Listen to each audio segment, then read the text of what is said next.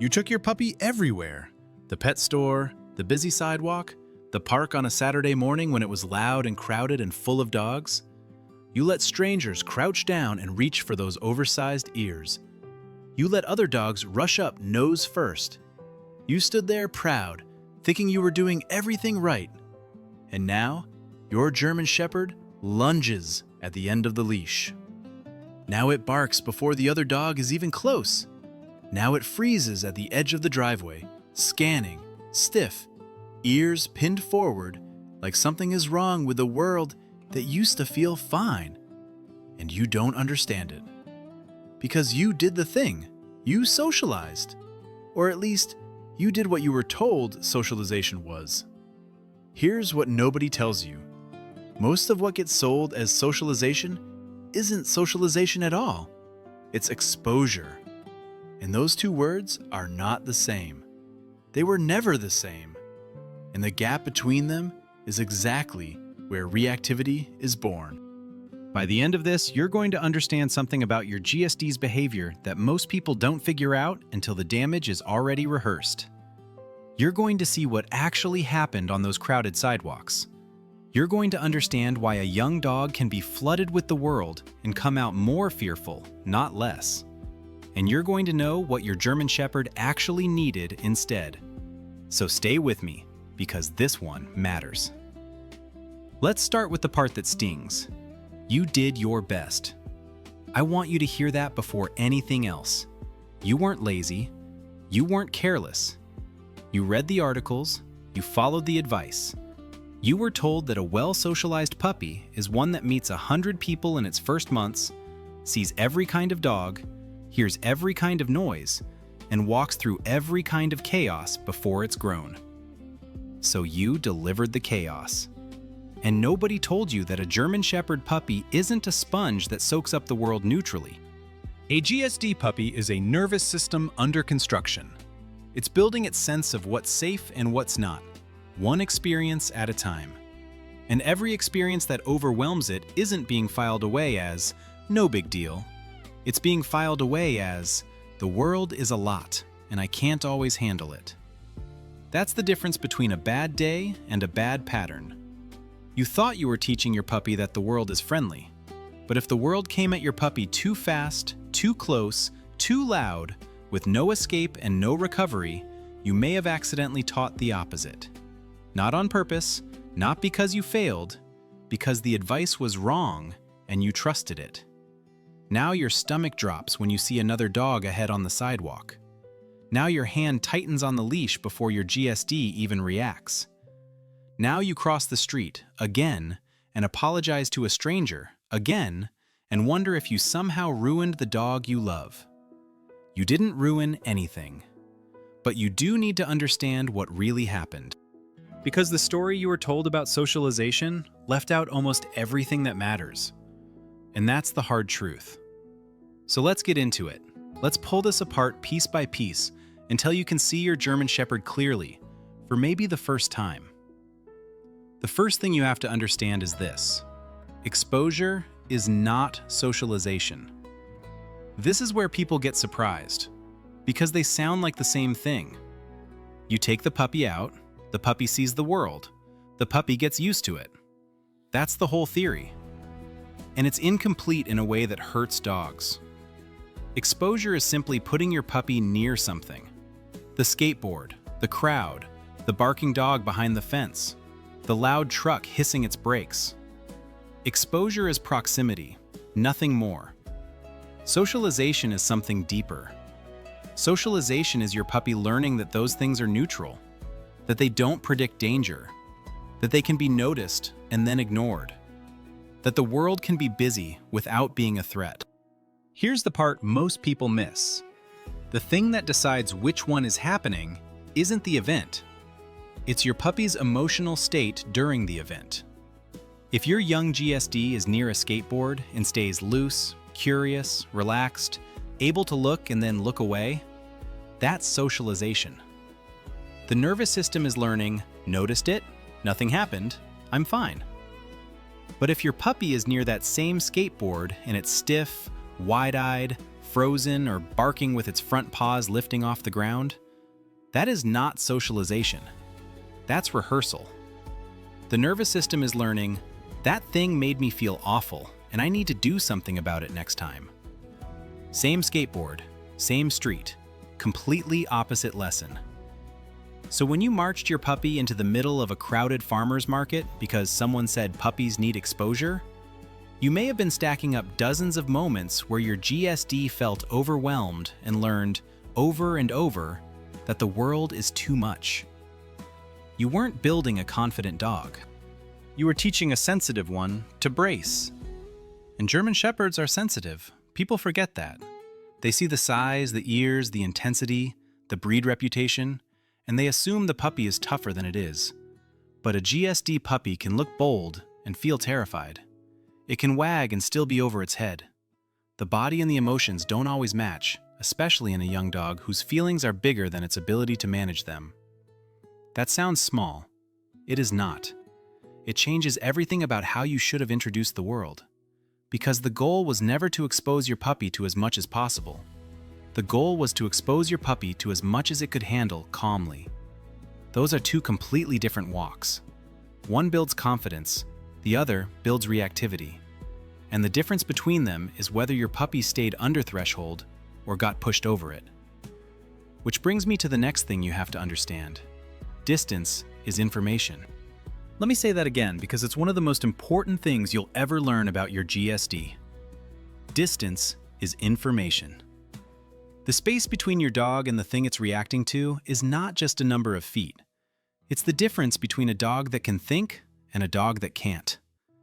Every trigger has a distance where your German Shepherd can notice it and stay calm, and a closer distance where your German Shepherd tips over the edge and stops thinking entirely. That edge is the threshold. And it's real, even though you can't see a line painted on the sidewalk. Here's what nobody tells you about those crowded socialization outings. You weren't managing distance, at all. You let strangers walk straight up and loom over your puppy. You let unfamiliar dogs charge nose first into your puppy's face. You stood in the thick of the crowd where there was no space anywhere. You took away the one thing your puppy needed most: room. A young GSD that's allowed to watch another dog from 40 feet away, relaxed, taking treats, breathing easy, is learning that other dogs are fine. A young GSD that has another dog shoved into its face has no distance, no choice, no exit. And when there's no exit, the nervous system reaches for the only tools it has: freeze or explode. Picture it. Your puppy at the park. Another dog comes barreling in, full speed, right into its space. Your puppy can't move because you're holding the leash and laughing and thinking this is good for it. Your puppy's heart is hammering. Its body goes stiff. And in that moment, it learns something it will carry for years. When another dog gets close, I'm trapped and it's awful. You thought you were helping your dog make friends. You were teaching it that other dogs mean ambush. This is where reactivity becomes real. Because months later, when your adolescent GSD sees a dog across the street and erupts, people will call it aggression. It's not. It's a dog that learned, back on those crowded outings, that distance disappears without warning and bad things happen up close. The barking and lunging is your dog trying to create the space you never gave it. Distance is information, and your GSD is screaming for it every time it reacts. Once you understand that, you stop seeing a bad dog. You start seeing a dog that was never allowed to feel safe at a distance it could handle.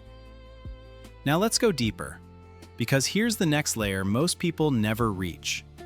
Your German Shepherd's body was talking long before the explosion, and nobody taught you to listen. This is the part that haunts owners once they finally see it, because the bark, the lunge, the snap at the end of the leash, that's not the beginning of the reaction. That's the end of it. By the time your GSD is exploding, it has already moved through a whole sequence of signals you walked right past. Let me show you what you missed. Before the bark, there's the freeze, a stillness. Your dog stops sniffing, stops moving, locks onto something. The body goes quiet in a way that isn't relaxed. That's the first flag. Then there's the stare. Hard, fixed, unblinking. The ears swivel forward and lock. The mouth that was open and soft a second ago closes tight. The weight shifts forward onto the front paws. Then there's the held breath. The little whine that leaks out. The tail that lifts and stiffens. The body that coils. And then, only then, the explosion. Here's what all of that actually means. Your German Shepherd gave you 4 or 5 chances to help before it ever made a sound. And because you were told socialization was about pushing through, about not babying the dog, about letting it face things head on, you missed every single one of them. You waited until the crisis to react. And by the crisis, it was already too late. Because once your GSD is over threshold, you are no longer talking to the thinking part of your dog. That part is offline. The treats in your pocket might as well not exist. The commands it knows perfectly in your living room evaporate. You can say its name 10 times and it won't hear you, because it's not being stubborn and it's not ignoring you. It's flooded. Its nervous system is in full alarm and there's no learning happening in there, only survival. This is why so much of what you tried didn't work. You were trying to train a dog that wasn't home. Picture the walk. Your shoulder is already tight before you even leave the driveway, because part of you knows what's coming. You see the other dog half a block away. Your GSD goes still. You feel the leash go taut through your fingers, and you think, maybe it'll be fine this time. It won't. The freeze already told you. The stare already told you. The leash already told you. Your dog was speaking the whole time, in a language you were never taught to read. But here's the relief hidden in this. Once you learn to see those early signals, you get your power back, because the freeze is the moment you can still help. The stare is the moment your dog can still hear you. That early window, before the flood, is where every bit of real change happens. Your German Shepherd's body is speaking before the explosion. The whole game is learning to answer it before the bark, instead of after. And that brings me to the one that surprises people most. A tight leash can become part of the trigger. I know how that sounds. You're thinking, the leash is just how I keep my dog safe. And you're right, it is. But the way you hold it, the way your hand reacts, the tension that travels down that line, all of it is information flowing straight into your GSD's body.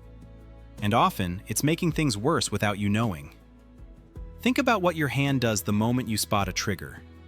You tighten up, you shorten the leash, you brace. It's automatic. You've been burned before, so your body prepares for impact. Your German Shepherd feels every bit of that. That sudden tension on the collar is a signal, and to a dog that's already learned the world can ambush it, that signal says, something's wrong, get ready. You're not calming your dog, you're confirming its fear. You're telling it through the leash that there's a reason to be alarmed right as the trigger appears. So now the trigger and the tension arrive together every single time. The dog across the street, the tight leash, the dog, the tension. Over and over until your GSD can't tell them apart. The leash going tight becomes part of the warning system. Your own fear becomes a cue that says danger is here.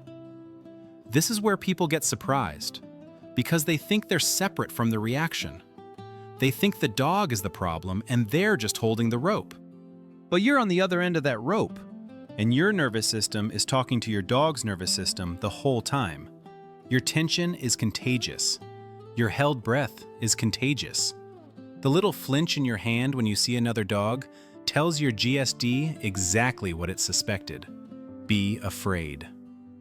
I'm not saying this to shame you. You tighten that leash because you love your dog, and you're trying to protect it. That instinct is good, but it's working against you. Because calm has to travel down that leash, not panic. And calm is hard to fake when your stomach is already in knots. Picture it on a quiet evening. A street that used to feel quiet and doesn't anymore. You see a figure with a dog coming towards you in the dim light. Your hand closes around the leash before your brain even catches up. Your GSD feels your grip change. Its head comes up. And the reaction starts, not because of the other dog, but because of the conversation your hand just had with its collar. That sounds small. It is not. It means part of the fix isn't in your dog at all. It's in your hands, your breath, your shoulders, the signal you send before the bark. Calm is trained before the crisis, never during it. And a lot of that calm starts with you. Now, let's get to something harder, because this next truth pushes back on almost everything you were told. More exposure is not always more socialization, and more obedience is not emotional control. Let's take those one at a time, because both of them trap good owners. First, exposure. You've probably been told that if your GSD is reactive, the answer is more. More dogs, more walks past the thing it fears, more time in the chaos until it gets used to it. Just keep exposing it, people say, and eventually it'll learn. That advice has hurt more dogs than almost any other, because flooding a dog with the thing that scares it doesn't teach it the thing is safe. It teaches it that you will keep marching it into danger, and it can't trust you to protect it. Every time you drag your GSD past its threshold for practice, you're not building tolerance. You're stacking up rehearsals of fear. And every explosion grooves the pattern deeper. That's the thing about reactivity. It's a habit as much as an emotion. Every time your dog goes over threshold and barks and lunges, the nervous system gets a little better at doing exactly that. It gets faster. The trigger that used to take 40 feet now goes off at 60. The dog isn't getting better with exposure, it's getting more efficient at exploding. Now listen closely. This is why some dogs seem to get worse the harder their owners try. Because the harder they try in the wrong direction, the more rehearsals they pile up. More exposure, more flooding, more practice at panic. What your German Shepherd needed wasn't more of the trigger. It was the trigger at a distance it could handle, paired with good things over and over, until the meaning of the trigger changed. That's not exposure. That's careful, patient teaching. And it usually means doing less, not more. Now the other trap, obedience. You taught your GSD to sit, to stay, to heal, and it does all of it beautifully. In the kitchen, in the yard, in the quiet. So you think, if I just get enough obedience, the reactivity will go away. If the dog will sit when I say sit, even near the trigger, I've fixed it. Here's what nobody tells you. Obedience is not emotional control. A dog can hold a sit and still be screaming inside. You can stack commands on top of a flooded nervous system, but you haven't changed how the dog feels. You've just put a lid on it. And the feeling underneath is still there, still building, still looking for a way out. Picture an adolescent GSD in a perfect sit by your side, body rigid, eyes locked on the dog across the street, whole frame trembling with the effort of holding still. That's not a calm dog. That's a dog about to break. The sit isn't control, it's a dam, and dams fail. Real emotional control isn't your dog obeying through its panic. It's your dog not reaching panic in the first place. It's the ability to see the trigger, feel something, and choose to look away, to disengage. That's the skill that actually matters. And no amount of drilling commands builds it, because it lives underneath the commands, in the part of the dog that decides whether the world is safe. A GSD that can glance at another dog and then look back at you, loose and easy, has more control than a GSD locked in a trembling sit, even though one looks more impressive on the surface. This is the part most people miss. They chase obedience because it's visible and measurable, and they ignore emotional control because it's quiet and invisible. But the quiet thing is the whole point. And that's the hard truth. You can't command your way out of reactivity. You have to teach your dog how to feel differently. There's no shortcut around that. So where does all of this leave you? It leaves you with a German Shepherd that isn't broken. I need you to really hear that. Your dog isn't aggressive by nature. Your dog isn't dominant. Your dog isn't trying to embarrass you or challenge you or ruin your walks. Your dog is overwhelmed. It learned, somewhere along the way, often during the very outings you were told would help, that the world comes at it too fast and too close, and that it has to handle that alone. That's not a broken dog. That's a dog that was failed by bad advice and is now doing its best with the nervous system it has. And here's the beautiful part. A nervous system that learned to be afraid can also learn to feel safe. It takes time. It takes patience. It takes you doing less of the wrong thing and more of the right thing. But it's possible. Because the same sensitivity that makes your German Shepherd reactive is the same sensitivity that makes it brilliant. This is a breed that notices everything, that feels everything deeply. That bonds harder and reads you closer than almost any dog alive. The reactivity and the brilliance come from the same place. You're not trying to crush that intensity out of your dog. You'd lose everything that makes a GSD if you did. The goal was never to make your German Shepherd numb. The goal is to teach it how to live inside all that intensity without exploding. To feel the world fully and still choose calm. To notice the dog across the street and the skateboard and the stranger and decide it doesn't have to do anything about any of it. That's a different dog than the one you have today, but it's not a different dog underneath. It's the same dog, finally given what it actually needed. And if your GSD is young, you have something precious. Time. You can build confidence now, before fear becomes a habit, before the pattern grooves itself in. You can introduce the world at a distance your puppy can handle, in small doses with room to retreat, and watch it grow into a dog that meets the world steady instead of braced. If your dog is older and the patterns are already deep, you're not too late. You're just starting from a different place. The rehearsals can be unlearned. Not overnight and not all at once, but they can be replaced, one calm repetition at a time, with a new pattern that says the world is survivable after all. I won't lie to you. Some German Shepherds will always need space. Some will never be the dog at the party greeting everyone. Some need management for life, and some need real professional help. If your dog has bitten or tried to bite, or turned and redirected onto you in the middle of a reaction, please reach out to a qualified trainer or a veterinary behavior professional. That's not failure. That's responsibility. That's you giving your dog the best possible chance. And hear this clearly. Managing your dog is not failure. Crossing the street is not failure. Choosing the quiet route, the early walk, the wide berth around the trigger, that's not you giving up.